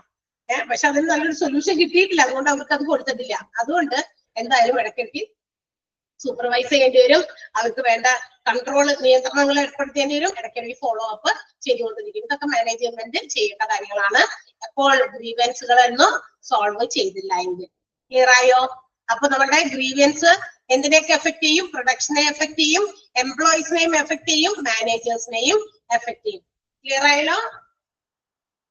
മൂന്ന് കൂട്ടരെ ബാധിക്കുന്നത് എങ്ങനെയൊക്കെയാണെന്ന് സെന്റൻസ് മനസ്സിലായോ? സെന്റൻസിന്റെ ആ സെന്റൻസുകൾ എല്ലാം തന്നെ ഇമ്പോർട്ടന്റ് ആണ്. ആരെയൊക്കെ എഫക്ട് ചെയ്യും, അതെങ്ങനെയൊക്കെയാണെന്ന് ഉള്ളത് ഇമ്പോർട്ടന്റ് ആണ്. Effects of grievance, production, employees, managers, ഇത് മൂന്ന് ഇമ്പോർട്ടന്റ് ആണ്. അവിടെ അണ്ടർലൈൻ ചെയ്തോ ടിക്കോ എന്താന്ന് വെച്ചോ വെച്ചോ കേട്ടോ. ഓക്കെ,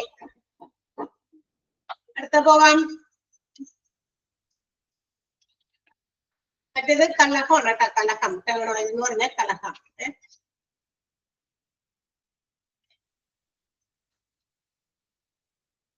യെസ്, അടുത്തത് ഗ്രീവൻസ് റീഡ്രസൽ പ്രൊസീജിയർ ആണ്. ഇത് നമുക്ക് പഠിക്കാനുള്ളത് ഗ്രീവൻസ് റീഡ്രസൽ പ്രൊസീജിയർ ആണ്. ഗ്രീവൻസ് റീഡ്രസൽ എന്ന് പറഞ്ഞാൽ എന്താ? പരിഹാരം. അപ്പൊ ഗ്രീവൻസുകളെ പരിഹരിക്കുന്ന ചില രീതികൾ എന്തൊക്കെയാന്ന് നമുക്ക് നോക്കാം. അപ്പൊ ഗ്രീവൻസുകൾ പരിഹരിക്കണമെന്ന് നമ്മൾ പറഞ്ഞല്ലോ. എന്ത് കംപ്ലൈന്റുകൾ എംപ്ലോയീസിന്റെ ഇടയിൽ ഉണ്ടായാലും അറ്റ് ദ ഇനീഷ്യൽ സ്റ്റേജ്, അതിന്റെ തുടക്കം തന്നെ, മുളയിലെ തന്നെ നുള്ളി കളയുന്നതാണെങ്കിൽ കുഴപ്പമില്ല. അല്ലെങ്കിൽ എന്ത് പറ്റുമോ? മുള ഇങ്ങനെ പടർന്ന് പന്തലിച്ച് അത് മൂത്ത് അത് ഇങ്ങനെ കില്ലാൻ പറ്റുന്നത് ഇങ്ങനെ ഓടിക്കാനും വെട്ടാനും പറ്റാത്ത രീതിയിലായി പോകും. അതാണല്ലോ ചില സാധനങ്ങൾ നമ്മൾ മുളയിലേക്ക് നുള്ളണം എന്നൊക്കെ പറയില്ലേ. എംപ്ലോയീസിന്റെ ഇടയിൽ ഉണ്ടാകുന്ന പരാതികളും മുളയിലെ നുള്ളണം. അതിന് വേണ്ടിയിട്ട് ഒരു ഗ്രീവൻസ് ഹാൻഡ്ലിംഗ് പ്രൊസീജിയർ അല്ലെങ്കിൽ ഗ്രീവൻസ് റീഡ്രസൽ പ്രൊസീജിയർ എന്ന് പറയുന്ന ഒരു ഒഫീഷ്യൽ ആയിട്ടുള്ള ഒരു formal system for dealing with employees grievance. എംപ്ലോയീസിന്റെ പരാതികളെ ഡീൽ ചെയ്യാൻ വേണ്ടിയിട്ടുള്ള ഒരു ഫോർമൽ സിസ്റ്റം, അതിന്റെ പേരാണ് ഗ്രീവൻസ് റീഡ്രസൽ പ്രൊസീജിയർ അല്ലെങ്കിൽ ഗ്രീവൻസ് ഹാൻഡ്ലിംഗ് പ്രൊസീജിയർ എന്ന് പറയുന്നത്. വളരെ ഇമ്പോർട്ടന്റ് ആയിട്ടുള്ള സെന്റൻസ് ആണ്, ഒന്ന് അണ്ടർലൈൻ ചെയ്യാം. Grievance handling procedure or grievance redressal procedure is the formal system for dealing with employees' grievance. Underline ചെയ്താ?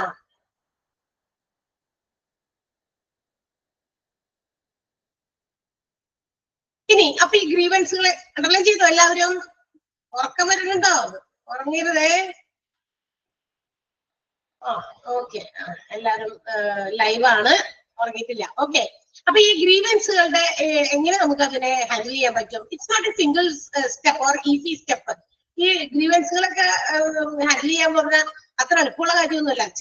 വളരെ മൈന്യൂട്ട് ആയിട്ടുള്ള കുഞ്ഞു വല്ല എന്തെങ്കിലും നിസ്സാരമായിട്ടുള്ള വല്ല പ്രശ്നമൊക്കെ ആണെങ്കിൽ പെട്ടെന്ന് നമുക്ക് ഡീൽ ചെയ്യാൻ പറ്റും. പക്ഷേ അത് ചില സ്റ്റേജസിലേക്ക് എത്തിക്കഴിഞ്ഞാൽ, ഒത്തിരി വലിയ ലെവലിലേക്ക് എത്തിപ്പോയി കഴിഞ്ഞു കഴിഞ്ഞാൽ അത് പരിഹാരം എന്ന് പറയുന്നത് വെച്ചിട്ട് ബുദ്ധിമുട്ടുള്ള കാര്യമാണ് കേട്ടോ. അപ്പോ എന്താ പറയാ, ചില ഇതുപോലെയുള്ള ഗ്രീവൻസുകൾ ഹാൻഡിൽ ചെയ്യണമെങ്കിൽ ഹയർ ലെവലിലേക്ക് മാനേജ്മെന്റിന്റെ അടുത്ത് വരെ എത്തിയാലേ അത് റീഡ്രസൽ നടക്കുള്ളൂ, അതിന്റെ പരിഹാരം കാണാൻ പറ്റുള്ളൂ.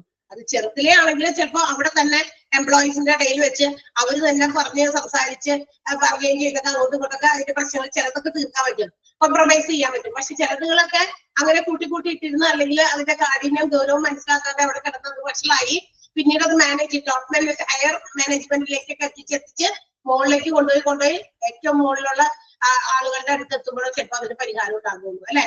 പക്ഷേ ഗ്രീവൻസ് റീഡ്രസൽ എന്ന് പറയുന്നത് it is the management of grievances. ഗ്രീവൻസുകൾ നല്ല രീതിയിൽ മാനേജ് ചെയ്യുക എന്നുള്ളതാണ്.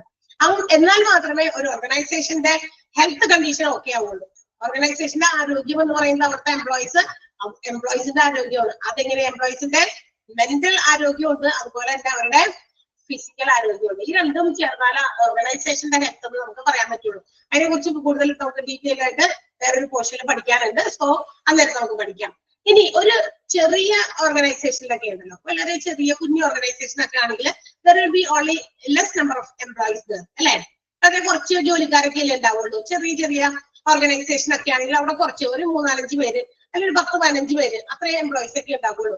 അപ്പൊ എന്താണ് പറയാ, അവിടുത്തെ ഈ ഒരു ഡ്രസ്സിലൊക്കെ എളുപ്പം നടക്കും. കാരണം എന്താ, 10-15 എംപ്ലോയീസിനെ ബാധിക്കുന്ന കാര്യമല്ലേ ഉള്ളൂ, ചെറിയ എംപ്ലോയീസിന്റെ സമൂഹമാണ്. അപ്പൊ എന്ത് ചെയ്യാം, അവിടുത്തെ പ്രശ്നങ്ങളൊക്കെ ഉണ്ടെങ്കിൽ പെട്ടെന്ന് തന്നെ കണ്ടുപിടിക്കുകയും അതിന് നമുക്ക് നല്ല രീതിയിൽ ഹാൻഡിൽ ചെയ്യാനൊക്കെ പറ്റും. പക്ഷേ ഈ ലാർജ് ടൈപ്പ് ഓഫ് ബിസിനസ് അല്ലെങ്കിൽ ലാർജ് ഓർഗനൈസേഷൻസ്, വലിയ ബിസിനസ് ഓർഗനൈസേഷനിലാവുമ്പോൾ there will be large number of employees, കൂടുതൽ എംപ്ലോയീസ് ഉണ്ടായിരിക്കും.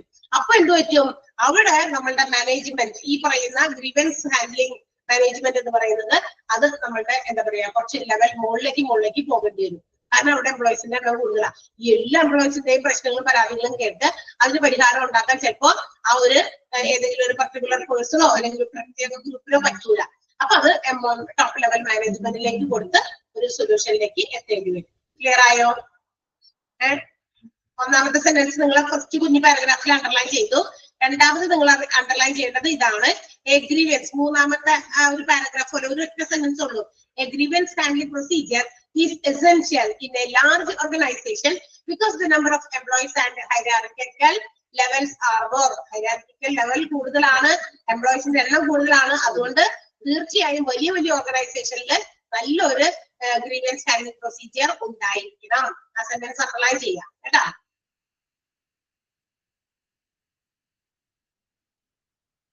അണ്ടർലൈൻ ചെയ്തോ ഈ സെന്റൻസ്.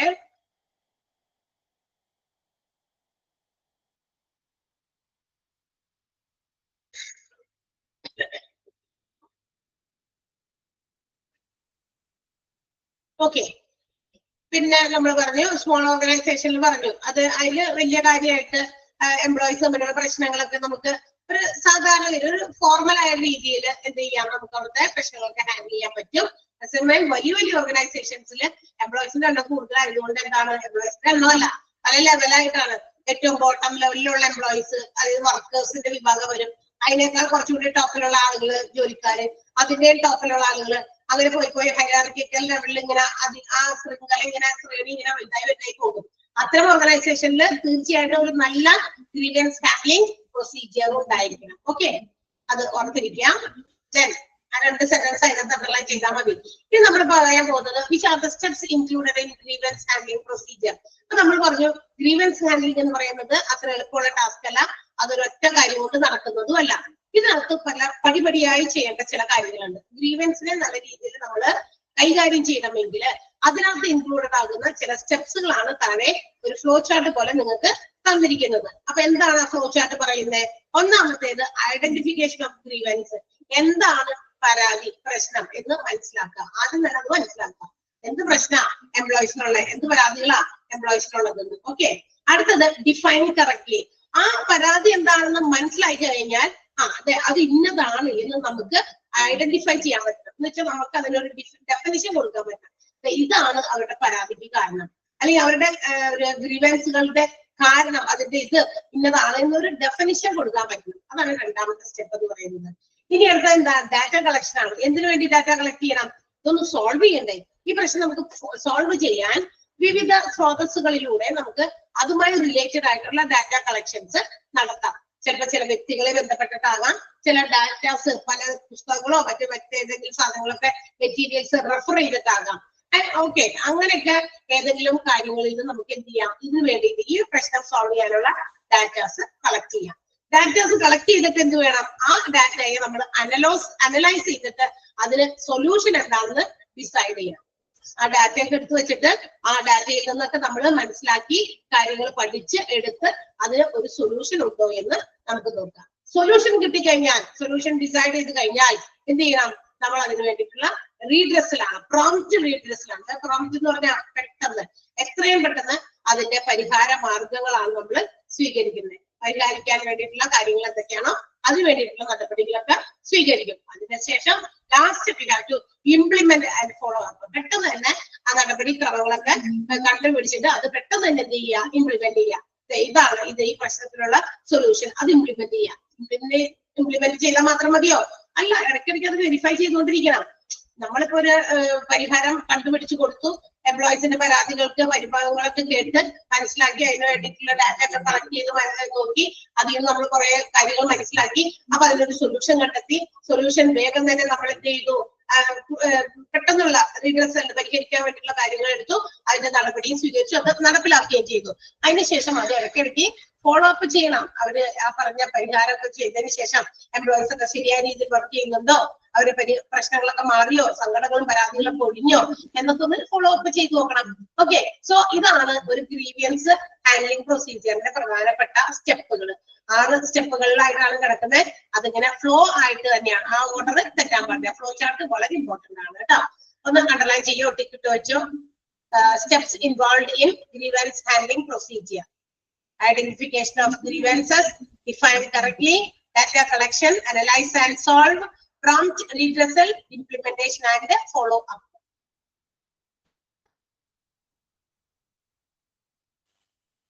Clear ആയോ? ഇതിനെ കുറിച്ച് ഡീറ്റെയിൽഡ് ആയിട്ട് താഴെ ഓരോ സ്റ്റെപ്പും ഒന്നുകൂടി ഓരോ സെന്റൻസിൽ ഡീറ്റെയിൽഡ് ആയിട്ട് പറഞ്ഞിട്ടുണ്ട്. അപ്പൊ അതുകൊണ്ട് ഫ്ലോ ചാർട്ട് നോക്കിയാൽ മതി. നിങ്ങൾ ഫ്ലോ ചാർട്ടാണ് പഠിക്കണ്ടേ. ആ ഫ്ലോ ചാർട്ടിന്റെ ക്രമമൊക്കെ തെറ്റിച്ചിട്ട് താഴെ പറയുന്നതിൽ ഏതാ ഫ്ലോ ചാർട്ടാണ് ശരി എന്നൊക്കെ പറഞ്ഞ് ചോദിക്കാൻ സാധ്യതകളുണ്ട്. ഓക്കെ, മനസ്സിലായാ? ക്ലിയർ ആയില്ലേ പറഞ്ഞത്? ഓക്കെ, സോ എന്താണ് ഇനി അതിന്റെ ഐഡന്റിഫിക്കേഷൻ ഓഫ് ഗ്രീവൻസ്? ആദ്യമായിട്ടുള്ളത് തന്നെ ഇവിടെ ഒന്നുകൂടി എക്സ്പ്ലെയിൻ ചെയ്ത് പറഞ്ഞിരിക്കുന്നു ഒന്നുകൂട്ടാ. ഐഡന്റിഫിക്കേഷൻ ഓഫ് ഗ്രീവൻസ് എന്ന് വെച്ചാൽ എന്താ? അതായത് എംപ്ലോയീസിന് എന്താ പറയാ, എന്താണ് ഗ്രീവൻസ്, അത് അവരുമായിട്ട് എന്താ പറയാ മാനേജ്മെന്റുമായിട്ട് ഡിസ്ക്ലോസ് ചെയ്തിട്ടില്ലെങ്കിൽ അതെങ്ങനെയെങ്കിലും പോയി കണ്ടുപിടിക്കാം. ഇപ്പൊ പരാതികളും പ്രശ്നങ്ങളും ഉണ്ടെങ്കിൽ തീർച്ചയായിട്ടും എംപ്ലോയീസ് അത് ബന്ധപ്പെട്ട ആളുകളെ അറിയിക്കണം. അതൊരു കാര്യം. അറിയിച്ചാലല്ലേ അറിയാൻ പറ്റുള്ളൂ.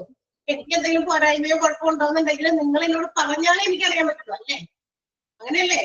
നിങ്ങൾ എന്നോട് പറഞ്ഞാലല്ലേ എനിക്ക് എന്റെ പോരായ്മ അറിയാൻ പറ്റുള്ളൂ.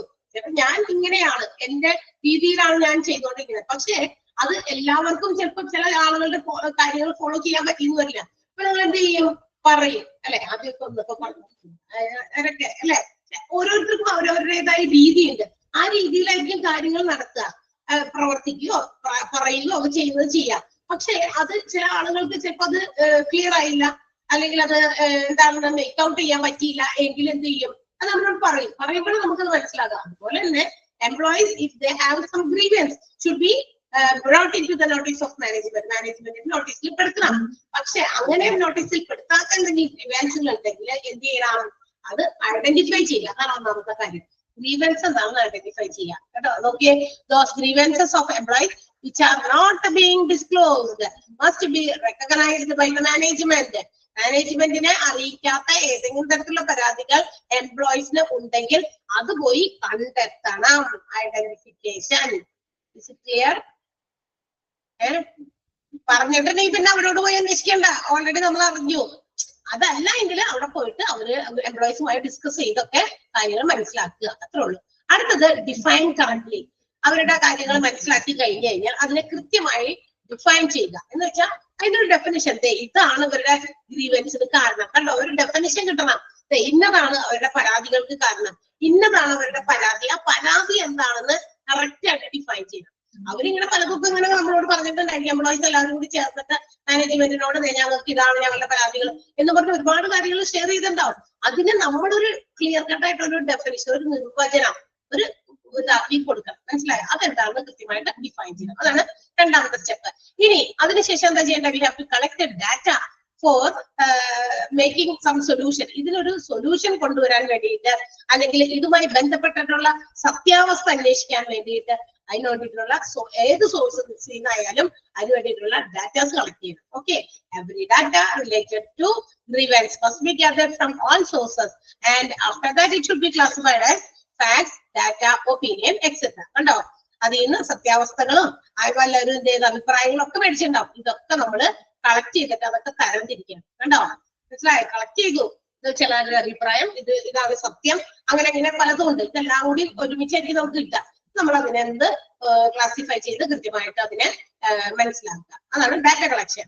അടുത്തത് അനലൈസ് ആൻഡ് സോൾവ് ആണ്. ഇനി എന്ത് ചെയ്യണം? ഡാറ്റ ഒക്കെ കളക്ട് ചെയ്താൽ അതിനുശേഷം collected data must be analysed. ഈ കളക്ട് ചെയ്ത ഡാറ്റയെ നമ്മൾ അനലൈസ് ചെയ്യണം. എന്നിട്ട് അതിൽ നിന്ന് സൊല്യൂഷൻസ് കണ്ടെത്താൻ നോക്കണം. സൊല്യൂഷൻ കണ്ടെത്തുമ്പോൾ ഒരു സൊല്യൂഷൻ അല്ല നമ്മൾ കണ്ടെത്തുക, ഓൾട്ടർനേറ്റീവ് സൊല്യൂഷൻ ഉണ്ടോ, ഇതാണ് ഇതിന്റെ പരിഹാരമാകും. ഇതല്ലാതെ വേറെ ഏതെങ്കിലും മാർഗം ഉണ്ടോ? അങ്ങനെ ഒരു എന്താ പറയാ, വേറൊരു സൊല്യൂഷനോടി, രണ്ടാമതൊരു സൊല്യൂഷനോടി നമുക്ക് കണ്ടെത്താം. രണ്ടാമതോ മൂന്നാമതോ സൊല്യൂഷൻസ് ഉണ്ടെങ്കിൽ കണ്ടെത്താം. എന്നിട്ട് we have to select the best solution. എന്നിട്ട് എന്ത് ചെയ്യണം? പലരുടെയും അഭിപ്രായങ്ങളിൽ നിന്നോ മറ്റുള്ളവരുടെ എന്താ പറയാ ഐഡിയാസ് ഒക്കെ ചോദിച്ച് നമ്മൾ സൊല്യൂഷൻസിലേക്ക് എത്തി. പക്ഷെ രണ്ടു മൂന്ന് പരിഹാര മാർഗം ഉണ്ടത്. നമുക്ക് ഈ കാര്യം ഇങ്ങനെ പരിഹരിക്കാം. അപ്പൊ വേറൊരു ഗ്രൂപ്പ് പറയണം, അല്ലാതെ നമ്മളുടെ വേണമെങ്കിൽ ഇങ്ങനെയും പരിഹരിക്കാമല്ലോ. അങ്ങനെ രണ്ടു മൂന്ന് പരിഹാരങ്ങൾ നമ്മൾ കണ്ടുപിടിച്ചു. അതിൽ നിന്ന് we have to choose the best solution. എന്ത് ചെയ്യണം? ബെസ്റ്റ് സൊല്യൂഷൻ കണ്ടെത്തണം. അതാണ് അനലൈസ് ആൻഡ് സോൾവ് എന്ന് പറഞ്ഞു കഴിഞ്ഞാൽ. ക്ലിയർ? നാലാമത്തെ സ്റ്റെപ്പ് മനസ്സിലായോ? മനസ്സിലാവാത്തവർ ആരെങ്കിലും ഉണ്ടെങ്കിൽ പറയണം കേട്ടാ. ഓരോ പോയിന്റ് വായിക്കുമ്പോ ഞാൻ ഈ പറഞ്ഞത് ഓർത്തോളണം. അപ്പൊ എന്താ ടീച്ചർ പറഞ്ഞതെന്ന് ഓർത്തോളണം. വായിക്കുമ്പോ ജസ്റ്റ് ഒന്ന് വായിക്കുമല്ലോ. നിങ്ങളുടെ ഞാനത് വായിക്കുന്നില്ല, എല്ലാം ഞാൻ വായിക്കില്ല. ചില ഡെഫിനേഷൻസ് ഉണ്ടെങ്കിൽ ചില പോയിന്റ് വൈസ് ആയിട്ട് പറഞ്ഞിട്ടുണ്ടെങ്കിൽ മാത്രമേ വായിക്കുന്നുള്ളൂ. ബാക്കി നിങ്ങൾ വായിക്കുന്നതാണ്. നിങ്ങളുടെ കണ്ണോട്ട് നിങ്ങൾ വായിച്ചാലാ ഒബ്ജക്റ്റീവ് ടൈപ്പ് ക്വസ്റ്റ്യൻസ് ആൻസർ ചെയ്യാൻ പറ്റുള്ളൂ. നമ്മളിപ്പോ ചോദിച്ചു അല്ല, നമ്മളിങ്ങനെ കാര്യങ്ങൾ പറഞ്ഞു തന്നു, അതിന്റെ മീനിങ്, ആ കാര്യത്തിൽ എന്താ അതിനകത്ത് ഉൾപ്പെട്ടേക്കണേ, അതിന്റെ ഒരു സമ്മറി എന്താണെന്നാണ് ഈ പറഞ്ഞു തരുന്നത്. ആ പറഞ്ഞു തരുമ്പോ അത് മനസ്സിലാക്കി വെക്കുക. എന്നിട്ട് അതിന്റെ സെന്റൻസുകൾ നിങ്ങൾ തന്നെ വായിക്കണം. കാരണം സെന്റൻസ് നോക്കി അതിനകത്ത് നിന്നാണ് നിങ്ങൾക്ക് ഒബ്ജക്റ്റീവ് ടൈപ്പ് ക്വസ്റ്റ്യൻസ് ആയിട്ട് വരുന്നത്. സോ അത് നിങ്ങൾ വായിക്കാൻ വേണ്ടിയിട്ടാണ് അവിടെ വിടുന്നത്. വായിക്കുമ്പോൾ ഓർത്തോളം, ഇന്ന കാര്യം ടീച്ചർ പറഞ്ഞ് അത് ഇത് എന്നൊക്കെ ഓർത്തോളണം കേട്ടാ. അടുത്ത എന്താ? പ്രോംപ്റ്റ് റീഡ്രസൽ ആണ്. ഓക്കെ, അപ്പൊ സൊല്യൂഷൻ കഴിഞ്ഞു, സോൾവ് ഒക്കെ കിട്ടി, നമ്മൾ അതിൽ നിന്ന് ബെസ്റ്റ് സൊല്യൂഷൻ ചൂസ് ചെയ്ത് വെച്ചു. അടുത്ത എന്താ? ബെസ്റ്റ് സൊല്യൂഷൻ വെച്ചിട്ട് പെട്ടെന്ന് പരിഹരിക്കണം. കണ്ടോ? ആഫ്റ്റർ അനലൈസിങ് നമ്മൾ എന്ത് ചെയ്യണം? ആ എന്ത് സൊല്യൂഷൻ ആണോ നടത്തിയത് അല്ലെങ്കിൽ നടപടിയാണ് നമ്മൾ സ്വീകരിക്കാൻ വെച്ചത്, അത് സ്പീഡി മാനറിൽ വെച്ച് താമസിപ്പിക്കാൻ പാടില്ല. എന്തായാലും സൊല്യൂഷൻ കിട്ടിയിട്ടുണ്ടെങ്കിൽ അടുത്ത ആഴ്ച ആവട്ടെ, എന്നിട്ട് നമുക്ക് പരിഹരിക്കാം, സൊല്യൂഷൻ ഒക്കെ ഉണ്ടല്ലോ കയ്യിൽ, അങ്ങനെ വേണ്ട. എപ്പോ തീരുമാനം ഒരു നല്ല ബെസ്റ്റ് സൊല്യൂഷൻ നമുക്ക് കിട്ടിയോ അത് പ്രോംപ്റ്റ് ആയിട്ട് നമ്മൾ എന്ത് ചെയ്യണം? റീഡ്രസൽ ചെയ്യണം, പരിഹരിക്കണം എന്നുള്ളതാണ്. നടപ്പിലാക്കുക പെട്ടെന്ന് തന്നെ. ഓക്കെ, നടപ്പിലാക്കി കഴിഞ്ഞാൽ എന്ത് ചെയ്യണം? അതിന്റെ ഒരു ഫോളോ അപ്പ് ഇടയ്ക്കിടയ്ക്ക് ഒരു പർട്ടിക്കുലർ ഇന്റർവെൽസിൽ ഒരാഴ്ച കഴിഞ്ഞു, അവരെ പരിഹരിച്ച് പ്രശ്നമൊക്കെ പരിഹരിച്ച് പോയതാണല്ലോ, എന്തൊക്കെയുണ്ട് അവിടുത്തെ വിശേഷം എന്നൊക്കെ ഒന്ന് പോയി അന്വേഷിക്കുക, അല്ലെങ്കിൽ സൂപ്പർവൈസേഴ്സിന് വിട്ട് അന്വേഷിപ്പിക്കുക. അതാണ് ഫോളോ അപ്പ് എന്ന് പറയുന്നത്. പിന്നെ 2 ആഴ്ച കഴിഞ്ഞ് വീണ്ടും ഒന്നുകൂടി അന്വേഷിപ്പിക്കുക, ഇപ്പൊ എന്തെങ്കിലും പ്രശ്നമുണ്ടോ, പോരായ്മകളുണ്ടോ, കണ്ടോ. അത് കഴിഞ്ഞ് പിന്നെ ഒരു മാസം കഴിഞ്ഞിട്ട് അന്വേഷിക്കുക. അങ്ങനെ ഇടയ്ക്കിടയ്ക്ക് ഫോളോ അപ്പ് നടത്തുക. ഫോളോ അപ്പ് നടത്തുമ്പോൾ എംപ്ലോയീസിന്റെ മനസ്സിൽ വെച്ച് ചിന്തയുണ്ട്, ഓക്കെ എന്ത് അത് അന്വേഷിക്കേണ്ടത് അല്ലെ, അപ്പൊ നമ്മൾ കുറച്ച് പെർഫെക്റ്റ് ആകണം, നമ്മളുടെ ഭാഗത്തു നിന്ന് യാതൊരു രീതിയിലുള്ള കുഴപ്പങ്ങൾ ഉണ്ടാകാൻ പാടില്ലെന്ന് അവരും ചിന്തിക്കും അല്ലെ. അവര് എപ്പോഴും നമ്മളെ നിരീക്ഷിക്കുന്നുണ്ട് അല്ലെ എന്നുള്ള ഒരു ബോധ്യവും എംപ്ലോയീസിന്റെ ഇടയിൽ വരും. അപ്പൊ ഇങ്ങനെയൊക്കെ പലതും ഇത്തരം ഗ്രീവൻസുകളെ കുറയ്ക്കാനും പറ്റും. ക്ലിയർ ആണല്ലോ? 6 സ്റ്റെപ്സ് ആണ് നമ്മുടെ ഗ്രീവൻസിന്റെ റീഡ്രസൽ പ്രൊസീജിയറിൽ വരുന്നത്.